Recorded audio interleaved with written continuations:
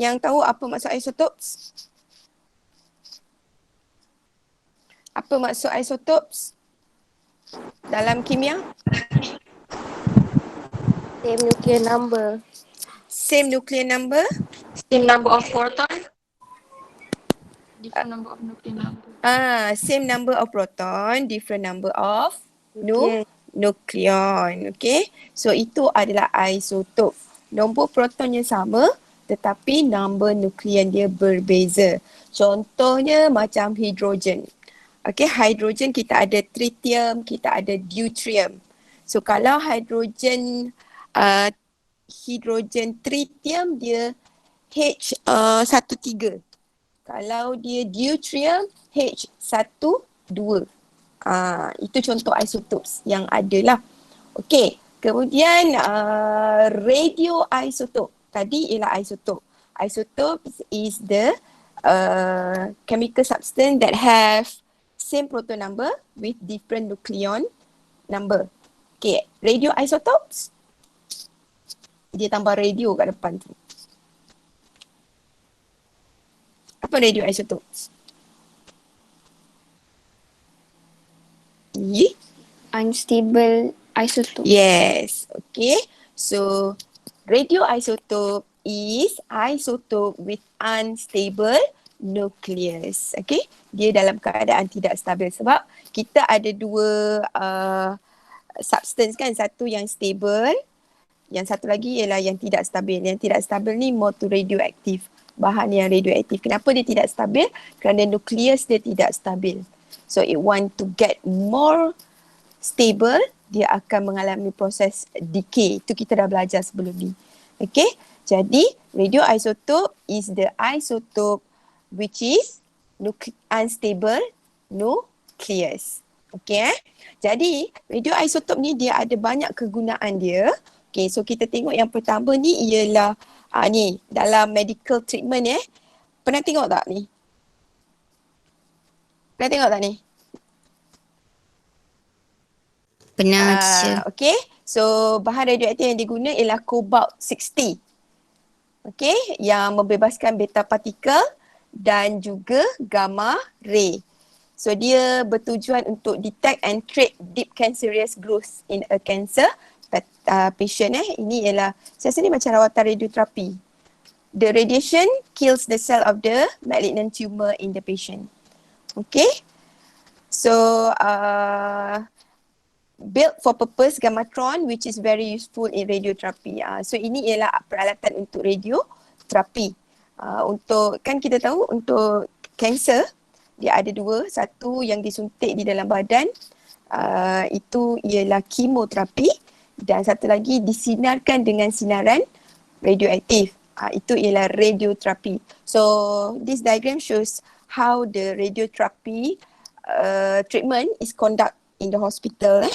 So radiationnya dia akan bebaskan gamma ray, di mana gamma ray itu akan menembusi dalam badan. So dia akan kills all the cancerous cell in the body. Okay, boleh faham ya? So ni tak ada pengiraan pun, dia lebih kepada dia punya penggunaan di dalam industri. Okay So next kita tengok. Okay, ini apa ni? Detect thyroid gland. Okay, masalah pada kelenjar thyroid. Okay, kita gunakan iodine 131.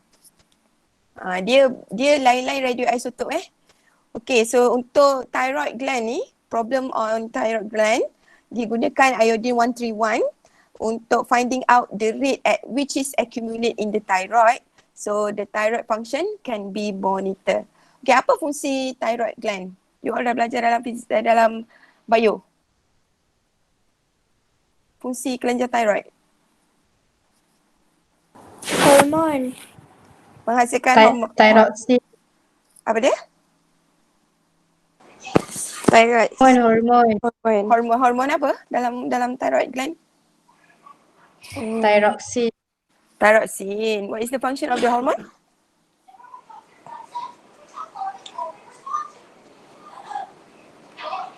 Apa fungsi dia? Thyroxine tu fungsi untuk apa? Tak ingat lah tu. I memang tak tahu, tak payah jauh-jauh. Okay, tak apalah So, kita gunakan iodine 131 to monitor the problem in the thyroid gland. Okay, kemudian kita ada dalam industri. Ini ialah welding. Defect in welding. Gamma source can be used to penetrate deep into welding to reveal faults. Sekiranya berlaku which normally cannot be detected. Okay, so ni welding ni contohnya pada sayap kapal terbang ke apa ke kan, dia dah welding all together dan kita tak nampak ada crack ke ada apa-apa kerosakan pada cantuman welding tersebut, di mana contoh macam sayap kapal terbang pernah berlaku kemalangan kapal terbang terempas due to the defect of the welding yang dilakukan oleh dia punya jurutera. So that bila disaster investigation keluar report, dia kata kecuaian dalam mengesan welding yang mencantumkan sayap kapal terbang tu. Jadi jurutera yang melakukan kerja-kerja tu disaman dan disabitkan dengan kesalahan. So sangat bahayalah benda ni. Jadi untuk mengesan sebarang kerosakan ke sebarang abnormality pada welding, dia gunakan gamma source. Dia gunakan gamma ray. So dia letakkan bahan radioaktif tu menembusi bahagian welding, jadi bahagian yang memberi bacaan radiasi gamma yang paling tinggi, kawasan tu akan ada berlaku crack yang welding tak selesai, tak sempurna lah. Okay? Baik, kemudian tadi kita ada thickness controller untuk mengesan ketebalan metal sheet. Okay, so bahagian yang ini, yang you nampak ini ialah metal sheet. So digunakan untuk menggilik metal. Okay, jadi bahan rate meter ni ialah bacaan yang akan diambil apabila bahan radioaktif ni dia letak kat bawah ni. You boleh nampak tak gamma source dekat bawah ni? Okay, so dia akan lepaskan radiasi. Okay, so gamma source ni penetration power dia tinggi . Jadi apabila metal sheet dia lalu dekat atas ni, okay, ketebalan dia boleh ditentukan dengan melihat berapa bacaan rate meter ni. Okay, untuk mengawal ketebalan. Okay, to check the thickness of roll sheet of metal, paper or plastic. Okay, kemudian kita tengok. Okay, the figure shows a typical arrangement to control the thickness of a roll sheet of metal . So ini kita akan lalukan metal sheet ke plastik ke kertas ke . Contoh macam kertas dekat, kita beli kertas kan, kertas photostat tu. Kan dia punya setiap helaian kertas tu semua sama tebal, betul tak? Kertas putih A4 tu. Betul. Macam mana dia buat? Macam mana dia buat? Lain-lain company lain dia punya ketebalan, betul? Ada yang berapa? 100 gram, ada yang 70 gram, ada yang 70 gram, ada yang 80 gram. So macam mana ditentukan? Guna kaedah thickness controller ni lah. You nak samakan standardizkan dia punya kertas. So dekat kilang tu dia akan ada satu sistem dipanggil sebagai thickness controller ni. Saya tunjuk gambar dia ni kan. So macam mana dia nak maintain dia punya controller. Contohnya bacaan rate meter dia perlu berapa nilai dia yang di-standardkan. Contoh dia bagi 100 count per minute. Maksudnya gamma source yang menembusi bahagian kertas tu mesti 100 count per minute bacaan pada rate meter. Kurang daripada tu, kalau bacaan dia rendah, maknanya kertas tu tebal ke nipis? Bacaan rate meter tu kurang. Dia sepatutnya dapat 100 count per minute. Tapi tiba-tiba bacaan dia kurang. Tebal. Kertas tu tebal. Kertas tu tebal lah sebab tu gamma tak boleh, bahan radiasi tu tak boleh melepasi kertas yang tebal tadi. Tebal. Jadi apa yang dia perlu buat, dia akan tambahkan kekuatan pada penggelik roller. Okay, so roller tu akan press more pressure to untuk melenyek kertas tadi supaya dia jadi lebih nipis. Okay, so kalau bacaan dia adalah tinggi, lebih daripada 100 contohnya, maknanya kertas tu nipis, terlalu nipis. Jadi yang itu dia kena reject lah. Dia kena adalah cara lain untuk dia repair balik supaya ketebalan dia capai kepada nilai KPI yang kilang nakkan. Okay, so this is the thickness controller ya. Okay, apa lagi kita ada ni? Okay, gamma source and a GM tube are used to check the thickness of the metal lah. So untuk metal dia kena pakai gamma lah. Okay, sebab dia tak boleh pakai alpha, sebab alpha dia pakai kertas pun dia dah tak boleh tembus Jadi kalau untuk kertas dia kena pakai apa? Is it alpha? Alpha tak boleh Beta. Yes, beta. Okay, beta. Normally jangan pakai beta. Okay. So kita gunakan GM tube to detect the kehadiran alpha, beta ataupun gamma So GM tube boleh detect all the three radiation. Okay, so dia kata kat sini lower activity maknanya nilai bacaan rate meter tu rendah, so that the sheet is thicker, and the higher activity shows the sheet is thinner. Okay, so beta source are used to check the thickness of paper or plastic sheet. Okay, while gamma is used to check the thickness of metal sheets. Okay, boleh ya? Ada soalan tak setakat ni? Boleh nampak tak penggunaan dia so far dalam industri? Yuhu! Boleh teacher. Boleh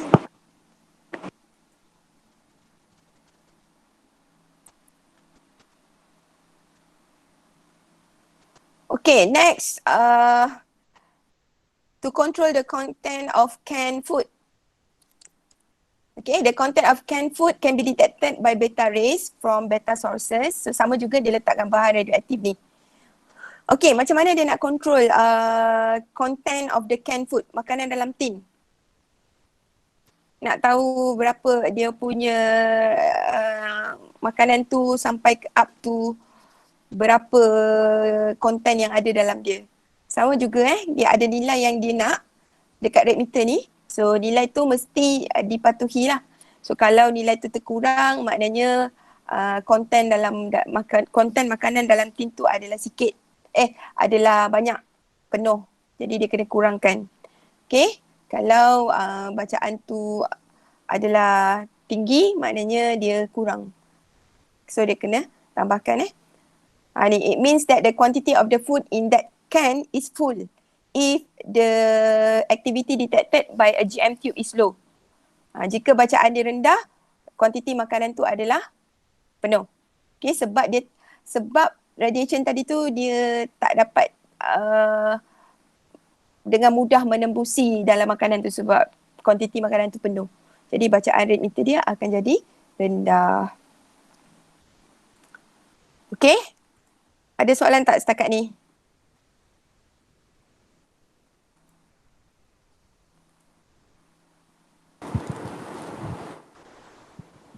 Boleh Tak ada teacher. Okay. So next kita ada apa ni? Leaking in pipes. So kebocoran dalam pipe bawah tanah. Macam mana kita nak tahu? So kalau kita tengok selalunya kalau zaman-zaman sebelum PKP ni kan, kalau kita tengok ada bekalan air ditutup, nanti ada keluar notis daripada syarikat air, tak kisahlah SAJ ke, syarikat air Selangor ke kan. Dia kata bekalan air terpaksa ditutup kerana membaikkan kebocoran pipe di kawasan sekitar. Macam mana dia nak mengesan kebocoran pipe bawah tanah? So kalau kebocoran pipe bawah tanah ni, takkan dia nak gali semua tanah yang ada batang pipe tu untuk mengesan satu tempat yang bocor. Jadi macam mana dia buat? Okay, katalah dalam gambar ni, ini ialah pipe yang ada kebocoran. Kita tak boleh Dia nak, guna sodium 24. yes, sodium 24 Okay, so macam mana kaedah digunakan? Okay, katalah kita nak mengenal pasti Guna sodium, teacher. Okay, terima kasih Nedi. Nedi kan tadi kan? So, kalau cara dia, okay, katalah kawasan tu dia jangka ada kebocoran. Jadi, dia akan tutup bekalan air pada kawasan sekitar. Okay, dia blok lah, tutup. Jadi, kawasan yang dijangka berlaku kebocoran tu, dia akan letakkan, dia akan masukkan bahan radioaktif cecair. Dia masukkan solid, so dia akan cair, okay, dan dia akan masuk dalam saluran air pipe yang dijangka ada berlaku kebocoran lah. So bila bahan radioaktif tu masuk kat dalam ni, dalam air tu, okay, kawasan yang bocor tadi tu dia akan tumpah. Betul tak? Yang crack ke yang bocor tadi tu dia akan tumpah. Jadi kawasan tu akan memberi bacaan radioaktif yang sangat tinggi. So dia akan detect by GM tube. So GM tube akan mengesan kawasan yang memberi bacaan yang tinggi. So rate meter akan mengeluarkan data. Jadi bila kawasan didapati bacaan tu tinggi, maka jurutera, kontraktor tahu kawasan tu adalah kawasan yang ada kebocoran. Jadi dia akan gali dan korek kawasan yang terlibat sahaja. Jadi dia tak perlulah main agak-agak, sini kot bocor, so dia korek sini. Sini kot bocor, dia korek sini. Tak. So dia akan masukkan bahan radioaktif dalam bentuk cecair. Okay, dia lepaskan ke dalam saluran air yang melalui pipe terlibat. So kawasan yang crack, dia akan tumpah dia punya air yang ada bahan radioaktif tadi. Jadi dia akan beri bacaan yang tinggi. So kawasan tu akan dikenal pasti sebagai kawasan yang mengalami leaking. Okay ya? Okay, ni yang tadilah. Okay, a small amount of radioisotope, dia pakai sodium. Okay, that has short half-life, is dissolved in water and allowed to flow in the pipe. Okay, kemudian if the activity detected by the GM tube is high, so that the area has a leakage problem. Okay. Right, next kita ada okay, in agriculture, dalam bidang pertanian. Okay, strong gamma ray are used to kill bacteria in pre-packed frozen food. Okay, untuk hapuskan bahan bakteria. So this will sterilize the food and prevent food poisoning. So contohnya especially lah bahan makanan dalam tin normally nowadays kita ada banyak sangat packing food yang kita letak dalam can, bungkusan bahan-bahan yang sardin, apa lagi contohnya, bahan makanan yang Mushroom. mushroom, Nanas je. ya, Nanas. nanas, so whatsoever yang can food. Okay, macam mana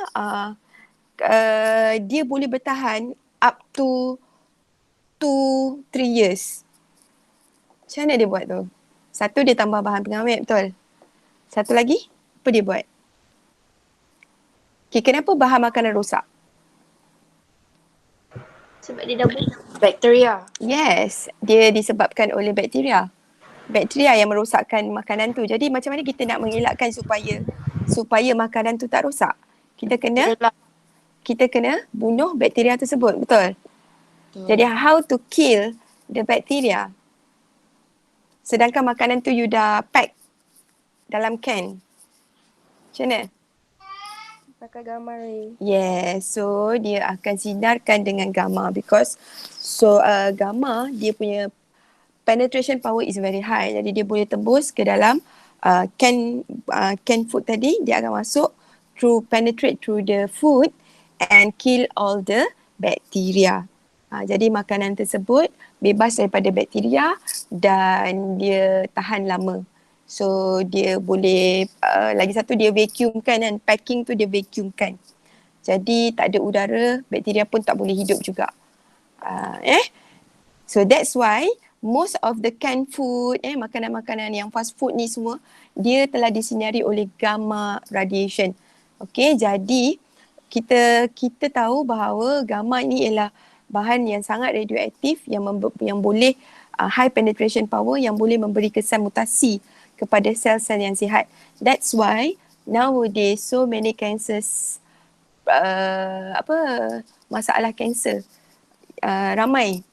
Okay, sakit-sakit kanser dalam zaman sekarang ni. Agak-agak awak kenapa? What do you think? Why this happen nowadays? Sedangkan dulu zaman-zaman atuk-atuk kita jarang kita dengar sakit-sakit yang pelik-pelik macam ni lah. Nowadays macam-macam bentuk kanser ada kan. So agaknya kenapa tu?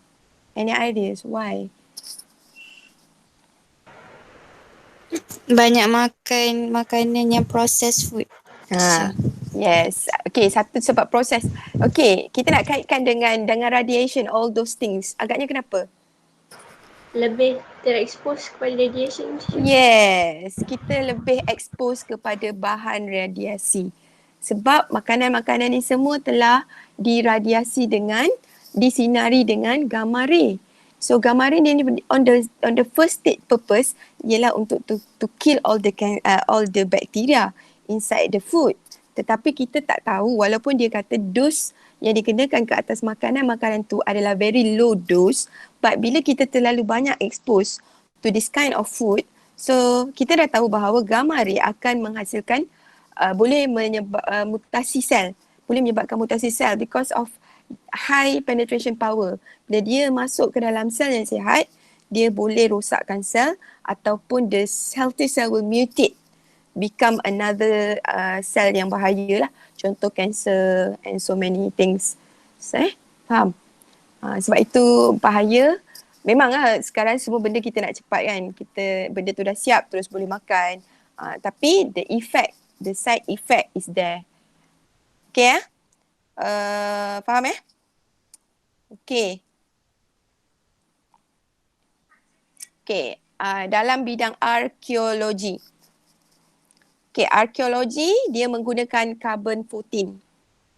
Okay, dipanggil sebagai carbon dating. Okay, carbon dating ataupun pentarihan karbon. Okay, sebab dia menggunakan karbon. Can you see saya punya screen ni dengan jelas? Okay. Boleh. Gambar apa ni? You all nampak tak gambar apa ni?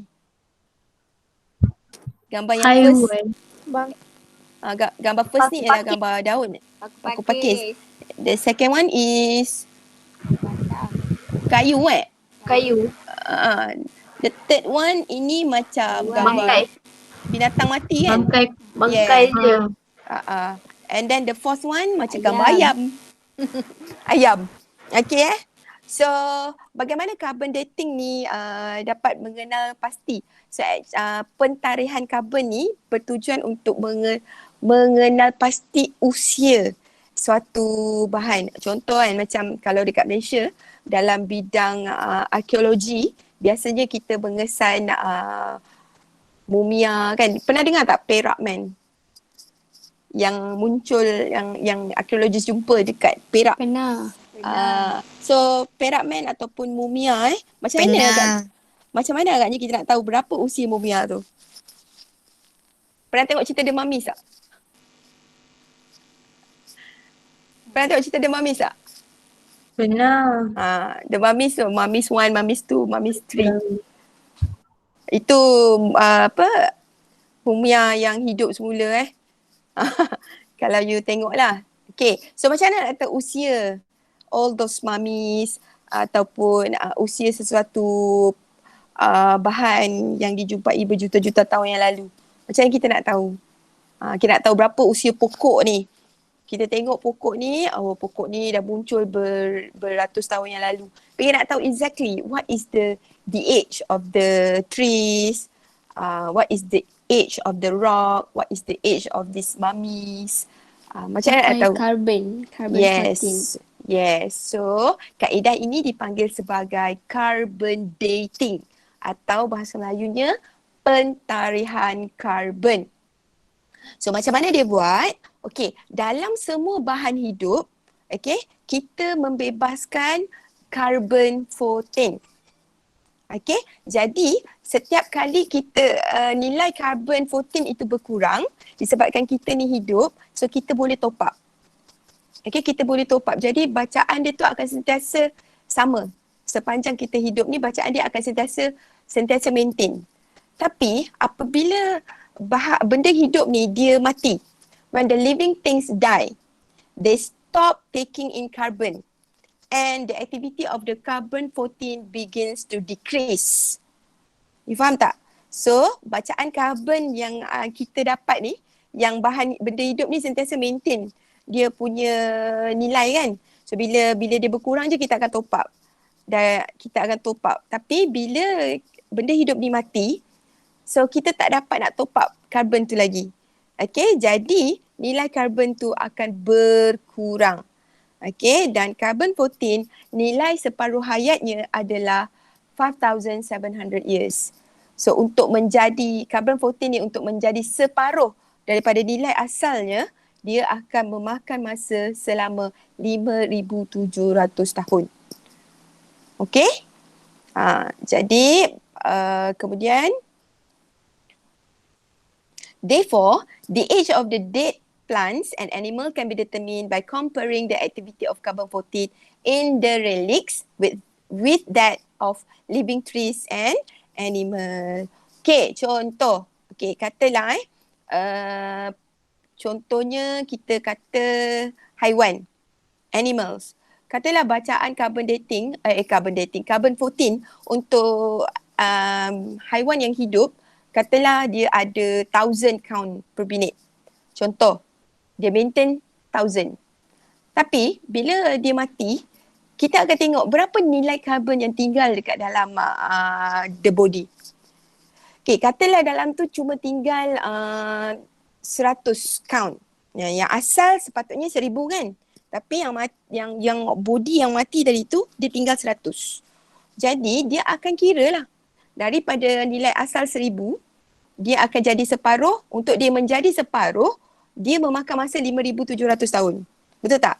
Jadi sampai ke nilai 100, berapa kali dia mengalami half-life tu? Jadi kalau katalah 3 kali half-life, maknanya satu half-life nilainya 5,700. So dia darablah dengan 3. Dah lebih kurang 15,000 tahun. Faham tak? Itu cara dia. Itu yang kita panggil sebagai pentarihan karbon. Boleh? Ada soalan tak nak tanya?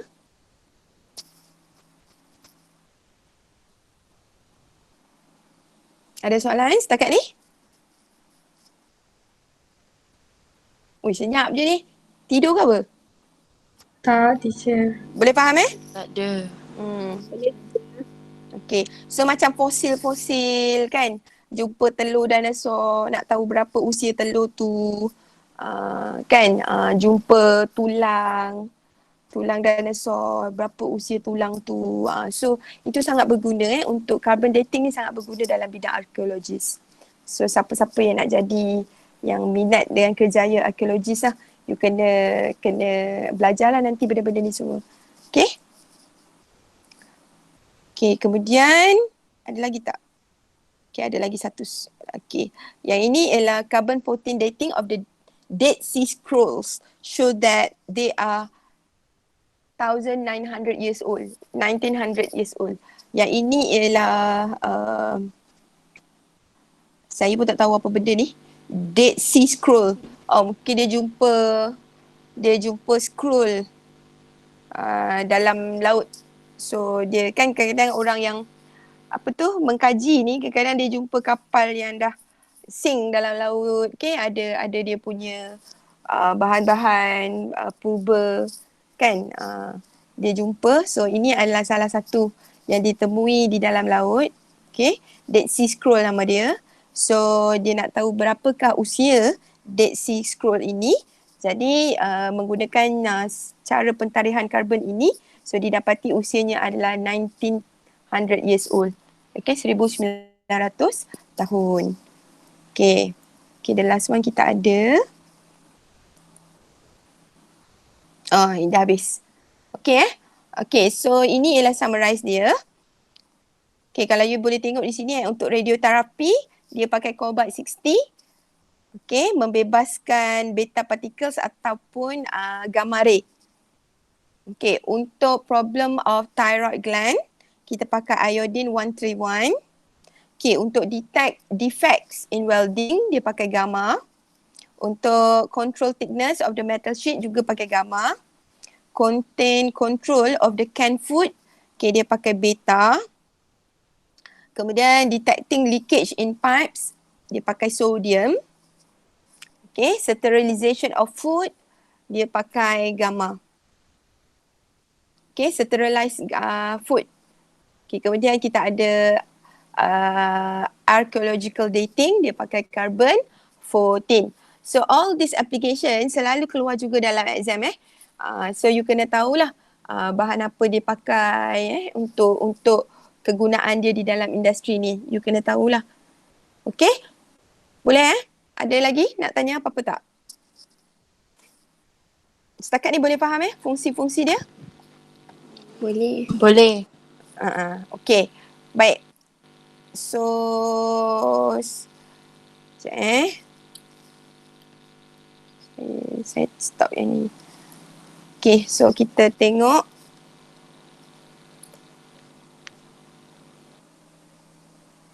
Okay.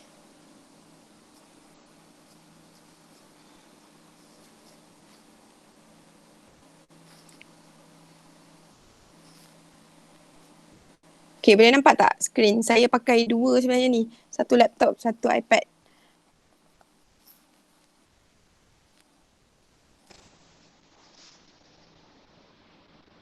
Okay, boleh nampak Boleh. Okay, so ini tadi isotope, substance that have same proton number, different nuclear number. Kemudian kita ada definition untuk radioisotope, isotope with unstable nucleus. Okay, kemudian kita ada, okay. So application of the isotope in industry, dia depends kepada 3 benda ni Yang pertama, state of matter, sama ada bahan tersebut adalah dalam bentuk solid, okay, ataupun dalam bentuk gas, ataupun dalam bentuk liquid. Okay. Kemudian type of radiation yang dibebaskan, sama ada dia adalah bebaskan beta, dia bebaskan gamma ataupun dia bebaskan alpha. Dan yang ketiga adalah half-life dia. Okay. So adakah half-life dia panjang ataupun pendek. Kalau pendek contohnya 3 months. Okay, kalau lama contoh dia 17 years. 3 benda ni yang menentukan kita nak pakai jenis radioisotop yang mana untuk kegunaan dia. Okay, boleh 3 benda state of matter, dia adalah pepejar ataupun gas ataupun liquid. Okay, yang kedua dia punya jenis radiasi, alpha, beta ataupun gamma. Yang ketiga ialah separuh hayat dia, half-life dia. Okay, so tengok tadi kita dah bincangkan yang ini tadi apa?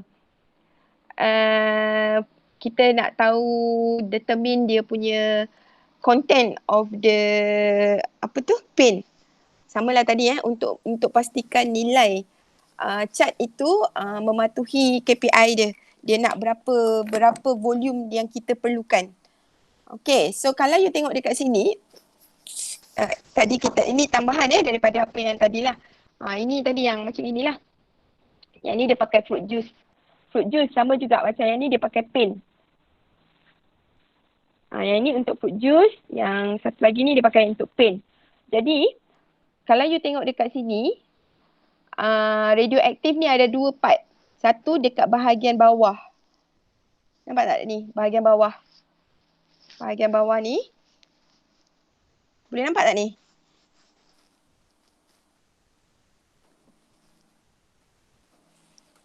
Okey, yang ni. Satu yang ini di bahagian bawah level pin tu. Yang satu lagi ialah bahagian atas. Jadi dia nak level dia mesti dekat sini. Dekat bahagian sini. Dia mesti dekat tengah-tengah ni. Jadi macam mana sebab tu dia pakai dua bahan radioaktif tu. Okay. Jadi macam mana agaknya dia nak berfungsi? Any idea?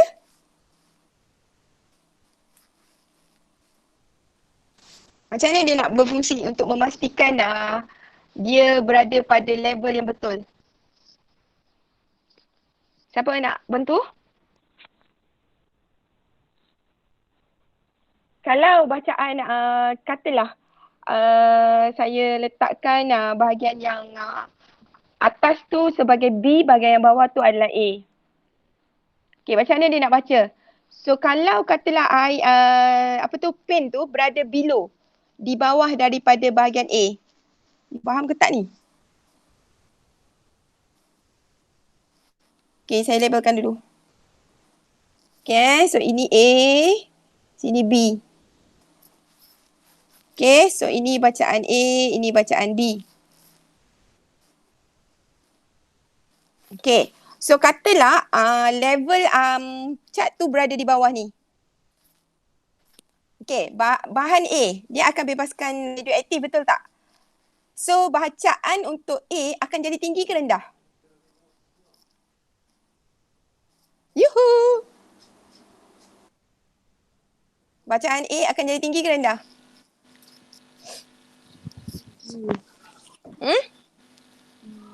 A akan bebaskan sinar radioaktif, betul tak? So dia akan menembus situng ni, Jadi level cat tadi tu di bawah ni, yang saya labelkan ni di bawah. Jadi bacaan dia tinggi ke rendah? Rendah. Bacaan A. Asal pula rendah?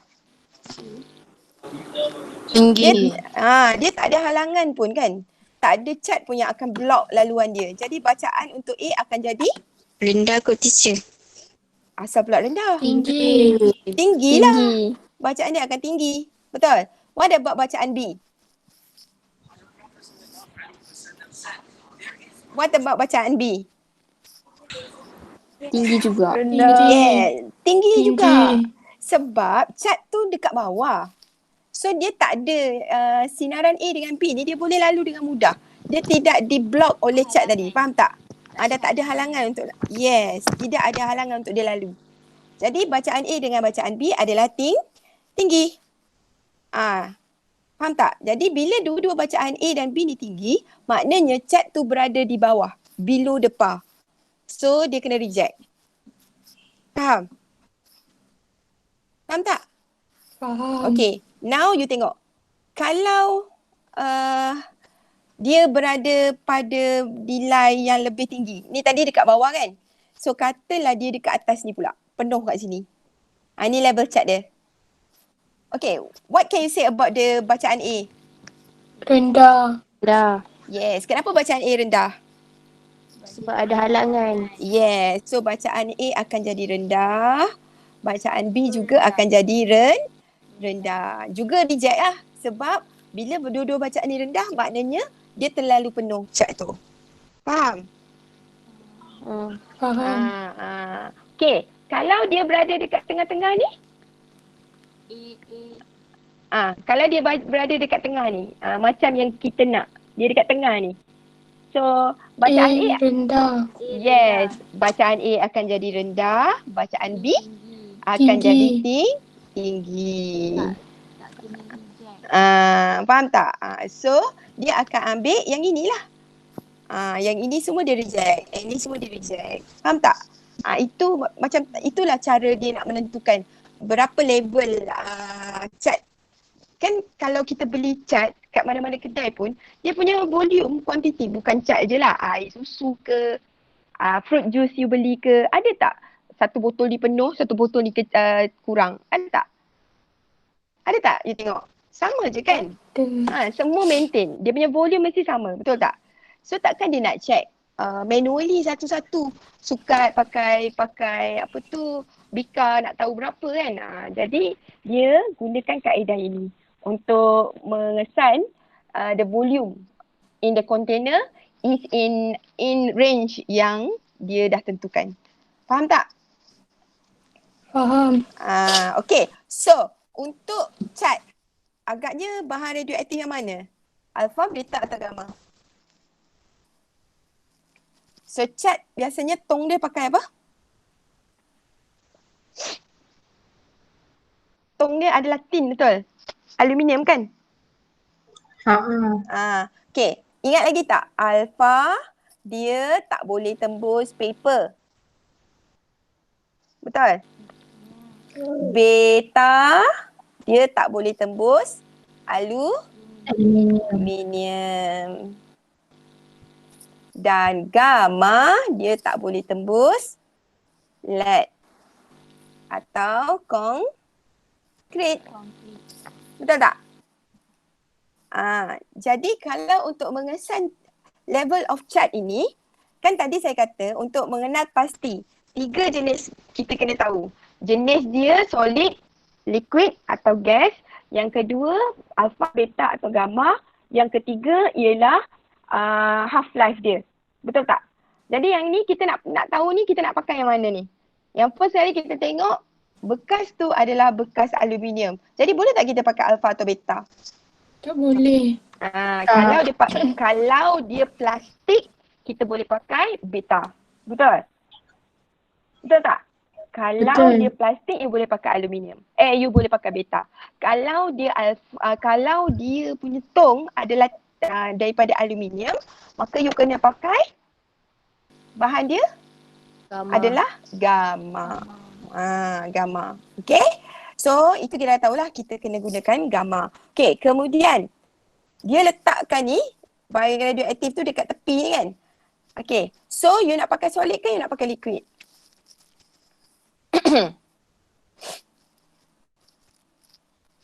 Yuhu. You nak pakai solid ke you nak pakai liquid? Ni, ini.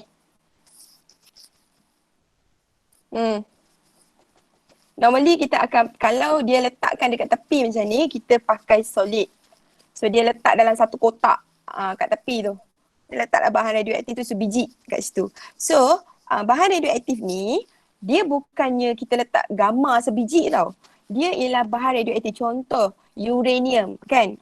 Nama bahan radioaktif tu ialah uranium. So dalam uranium itu dia akan membebaskan radiasi yang alpha, beta ataupun gamma. Okay, bahan radioaktif tu nama dia lain lah.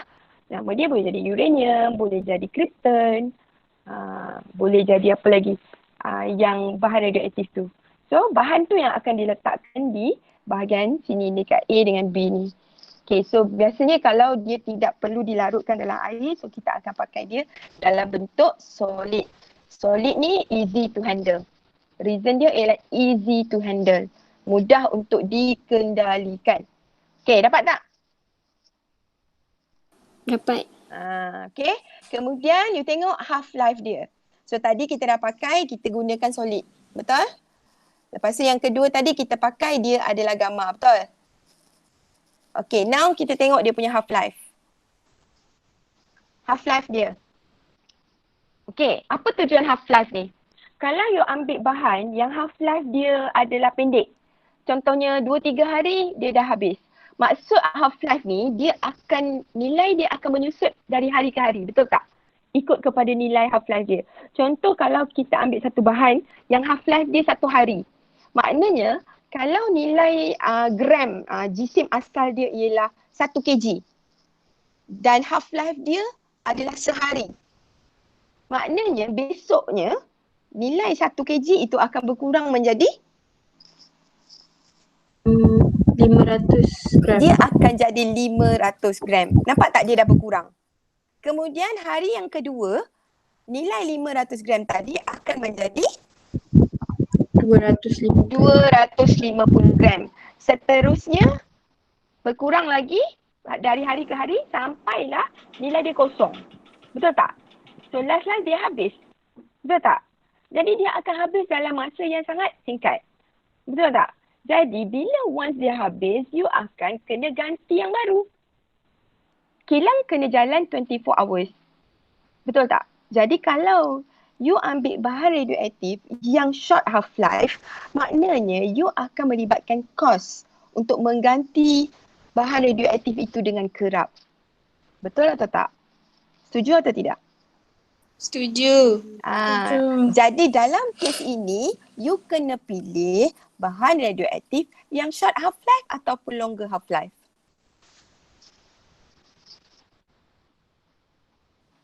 Longer. Yes, longer half-life. Reason? Alasan kenapa kita pakai dia longer? Sebab tak payah ganti banyak kali. Yes, long lasting. So cost dia akan jadi murah. Okay? So kita akan ambil dia long half life. Okay? Faham tak? Macam tu lah cara kita nak pilih. Kita nak pakai yang macam mana. So tiga perkara tadi you kena ambil tahu. Okay? Nak pakai ikut kesesuaian dia. Alright, boleh faham ya? Boleh faham? Boleh. Okay, very good. Okay, kemudian yang ini. Smoke alarm. Smoke alarm ni tahu, smoke alarm. Apa guna smoke alarm ni? Kalau kebakaran. Yes, kalau ada asap tebal, so alarm dia akan berbunyi. Okey, macam mana? Siapa yang tahu macam mana dia berfungsi? Bahan radioaktif, macam mana smoke alarm ni berfungsi?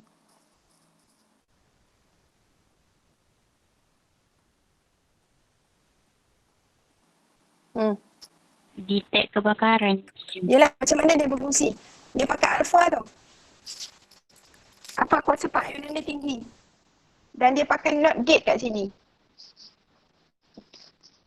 Siapa yang boleh tengok nota macam mana dia berfungsi? Anyone? Penat lah saya je yang cakap. Cuba ada idea tak macam mana? Kita tahu dia akan berbunyi apabila ada alarm. Okay, tapi macam mana dia berfungsi bila ada alarm tu? Dia pakai americium 241. Okay, americium 241. So, dia akan bebaskan alfa, betul? Teacher, Nota cakap beta particle.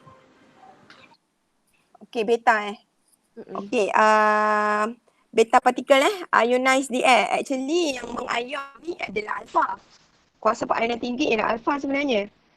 Okay, tak apa, kita terima dulu. Dia tulis ni beta ionize the air. So, the air ion will conduct electricity kan?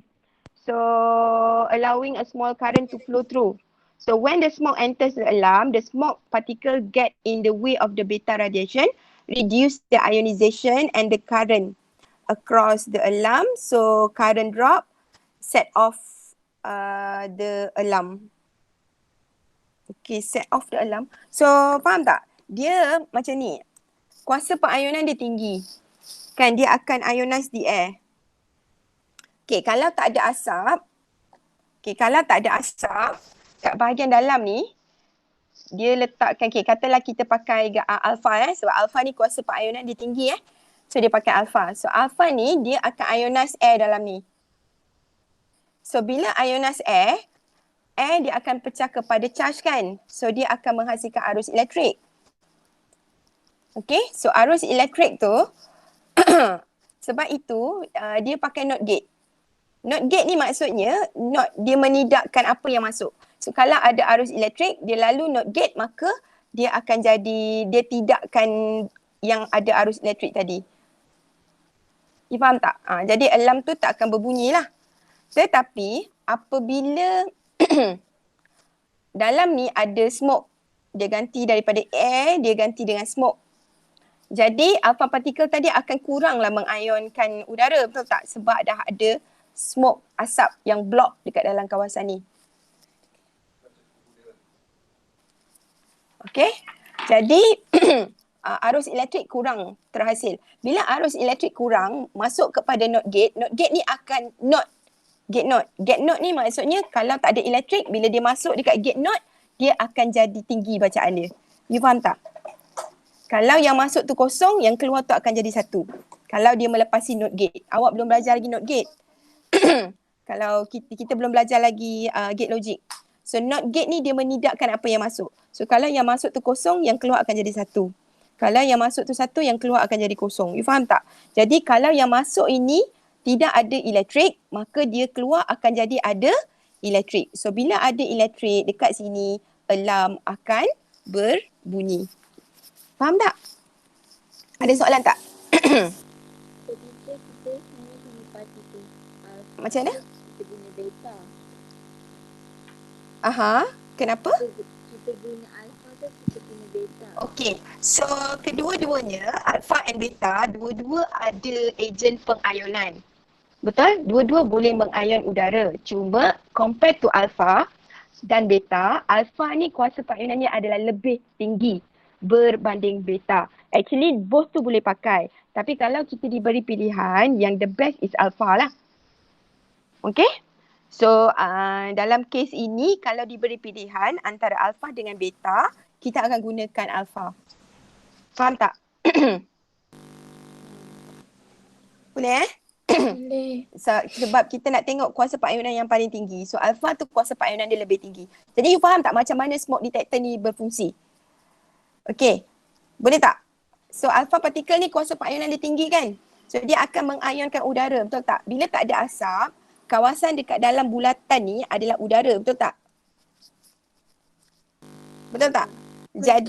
Jadi udara akan mengayon. Bila mengayon, dia akan menghasilkan current. So, bila current tu terhasil dekat sini, dia akan masuk ke dalam logic gate yang dipanggil NOT gate. Betul tak? Sebelum dia sambung kepada alarm. Jadi bila ada current, dia masuk ke NOT gate akan menidakkan apa yang masuk, betul tak? Jadi bila ada current, dia keluar akan jadi tak ada current. Betul? Jadi bila tak ada current, alarm tak berbunyi lah. Sebab yang ada dekat dalam ni hanya udara, bukan asap. Bila ada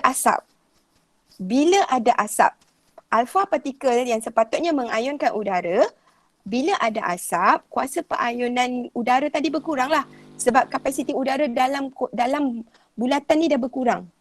Jadi tak banyak udara yang akan mengayon sebab dalam tu ada asap. Betul? Jadi arus yang terhasil juga adalah kurang. Betul? So hampir tiada arus yang terhasil. Jadi bila dia masuk kepada NOT gate, tak ada arus, keluar akan jadi ada arus. Jadi bila ada arus, alarm akan trigger. So alarm akan berbunyi. Faham? Okey. Jadi sekarang ni saya nak tanya, alpha particle atau beta particle tadi kita dah pilih alpha lah kan? Sebab kuasa pengayunan dia tinggi. Okey, kalau dia tak ada pilihan, dia bagi beta and gamma, you kena pilih beta. Kalau dia bagi alpha ataupun beta, you kena pilih alpha. Okey? Kemudian, kita nak guna dia dalam bentuk solid ataupun liquid. Gas jarang digunakan Dia either dia solid ataupun liquid. So kita nak pakai bahan radioaktif ni dalam bentuk solid atau liquid?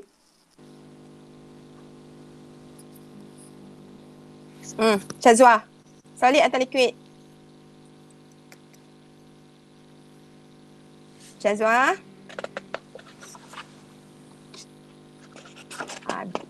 Ingat antara solid dengan liquid, dia perlu ke kita letakkan dia dalam bentuk cecair? Biasa kita guna dalam bentuk solid. So easy to handle. Mana lagi senang? You nak handling satu bentuk cecair dengan satu bentuk yang pepejal. Which one is you easy to handle? Which one? Solid. Yes, solid. So reason dia is easy to handle. Okay. So yang ketiga, you nak pakai short half-life ke long half-life? Long. Yes, long half-life. So long lasting. Reason dia adalah long lasting. Jadi dia tak perlu diganti selalu. Okay, faham ya? Teacher, apa je yang pakai liquid teacher? Ni kita nak bincang lah ni. Yang bila dia masuk dalam cecair. Depends kepada, sometimes dia pakai yang kita nak dissolve dia dalam air. Tapi normally selalunya kita memang pakai dia solid. Reason dia untuk easy to handle. Normally lah kita akan pakai dia solid. Sebab kalau macam dia gunakan untuk dalam cecair pun, contoh kita nak masukkan dia dalam air pun, kita akan guna yang soluble-nya. Solid, masukkan dalam air, dia akan dilute. Dia akan dissolve dalam air. Normally kita akan pakai solid lah. Tapi ada situasi juga yang pakai cecair, tapi jarang Reason kenapa kita guna solid, because it is easy to handle. Okay so yang ini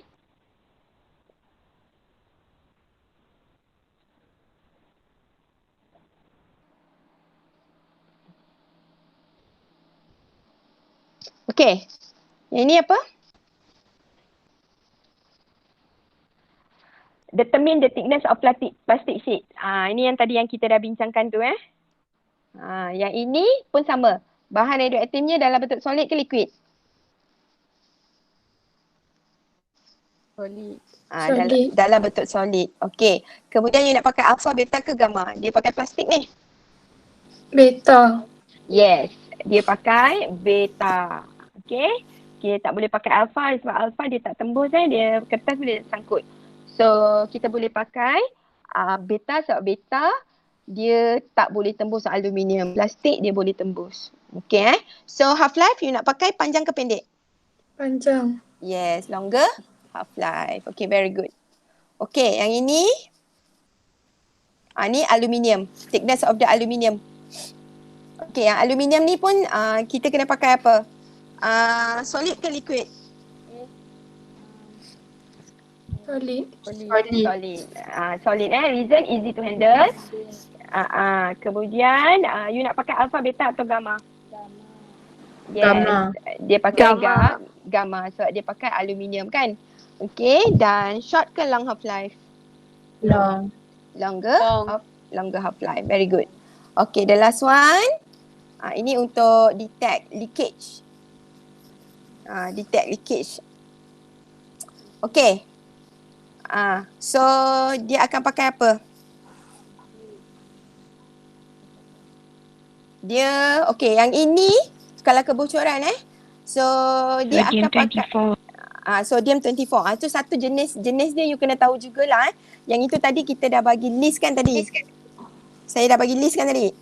Yang tu you kena tahu juga. Nama bahan tu apa? Sodium 24. Okay, contohnya untuk kebocoran pipe. Okay, so dia pakai dalam bentuk solid ke liquid? Liquid. So dalam kes ini dia pakai solid sebab senang nak urus. Antara solid dengan liquid, normally kita akan pakai solid sebab easy to handle. Okay, jadi macam mana dia buat? Solid tadi tu dalam bentuk tablet ke apa ke, dia akan masukkan ke dalam saluran air. So dia akan dissolve in the water. Okay, so bila dia dissolve in the water, so dia akan mengalir sepanjang pipe ini di mana kawasan yang leaking tadi tu dia akan tumpah ke kawasan tanah dekat luar dia kan. Jadi GM tube akan detect lah bacaan yang tinggi tu, maka kawasan tu adalah kawasan yang berlaku kebocoran. Okay, faham tak? Okay, yang ini short half life ke long half life you nak pakai? Long. Long? Short. How many years? Short. You kena pakai short half life. Kenapa short half life? Sebab dia guna nak Sebab nak detect. leakage je. Tu je. Sekarang ni, okay, untuk leakage kan. Jadi kawasan dalam ni dia dah contaminate dengan bahan radiasi. Betul tak? Sebab itu kita punya bekalan air kepada pengguna dia tutup sementara. Betul tak?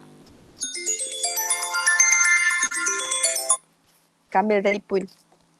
Betul tak? Dia akan tutup sementara kan? Betul. Jadi bila dia tutup sementara, jadi dia kena pastikan sebelum dia buka semula bekalan air, bahan radioaktif ni semuanya telah decay. Telah habis, habis dalam air tu. Dah tak ada lagi air tu tercemar. Jadi baru dia boleh buka bekalan air tu kepada pihak lain. Faham? Faham tak? Kalau bahan radioaktif tu masih ada dalam air dan you releasekan bekalan air kepada pengguna, what do you think will happen? Air itu tercemar dengan bahan radioaktif dan telah disebar luaskan kepada semua pengguna. Jadi kesan dia adalah sangat berbahaya, betul? That's why you kena guna shorter half life. Faham? Faham. Okay. Boleh itu tengok bergantung kepada shorter ataupun longer half life Okay, contoh lagi satu. Kemoterapi. Kemoterapi tu ialah bahan radioaktif dimasukkan dalam badan, betul? Untuk menghapuskan sel chemical cancer cell kan. Okay, dia suntik. Itu dia pakai cecair. Sebab dia suntik dalam badan. Faham tak? Faham. So dia pakai half life dia longer ke short? Short. Dia pakai short. shorter half life. So that sepanjang treatment tu saja, sewaktu treatment tu sahaja, bahan tu akan dimasukkan dalam badan. So selepas daripada treatment tu sepatutnya dah tak ada lah. Jadi badan dia dah kembali kepada keadaan normal, dalam keadaan normal balik. Okay, faham ya? So ingat ya, kalau untuk bahan yang masuk ke dalam badan dia kena pakai shorter half life. Biasanya untuk ubat yang masuk dalam badan ni, kita akan ambil kurang daripada 24 jam. Dia punya separuh hayat untuk get rid all the radioactive substance from the body. Okay? Boleh Boleh. Okay. So saya rasa itu sahaja untuk aplikasi radioaktif, radioisotop ni. Faham ya? Ada apa-apa tak nak tanya? You all ada kelas kan? Pukul 10.30 kelas apa? Bye. Okay. So itu sahaja.